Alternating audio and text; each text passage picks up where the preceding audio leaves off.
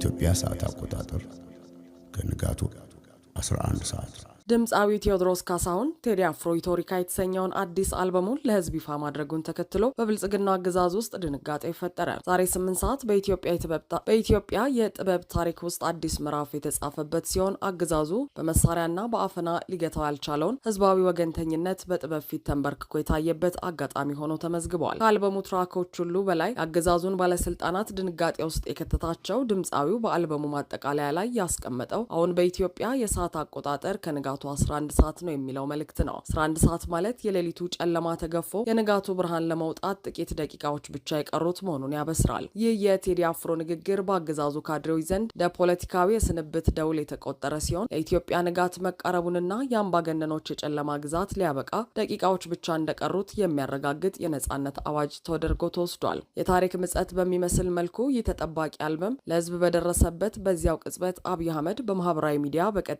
ስርጭት ብቅ ብለዋል። የብልጽግናው አለቃ የውር ድንብራቸውን በጩኸት አትጥሉኝም ሲሉ ሲፎክሩ ተደምጠዋል። ቴዲ አፍሮ በለሰለሰ ዜማና በጥልቅ የታሪክ ስንኞች አገዛዙን የሐሰት ትረካ ግንብ ሲንድ፣ በአንጻሩ የአገዛዙ መሪ አንወድቅም በሚል ራሳቸውን ሲያጽናኑ መታየታቸው አገዛዙ በምን አይነት የስነ ልቦና ሽንፈት ውስጥ እንደሚገኝ ትልቅ ማሳያ መሆኑን የፖለቲካ ተንታኞች ገልጸዋል። አትጥሉኝም የሚለው ጩኸት ጥበብ የህዝብን ልብ ቀድማ መቆጣጠሯን ተከትሎ የመጣ የቤተ መንግስት ዋይታ ሆኖ ተቆጥሯል። ድምፃዊው ዳስጣል በተሰኘው ትራኩ ላይ ወይድ አንተ አትነግረኝም ማንነቷን ምጥ አታስተምርም ልጅ እናቷን በሚለው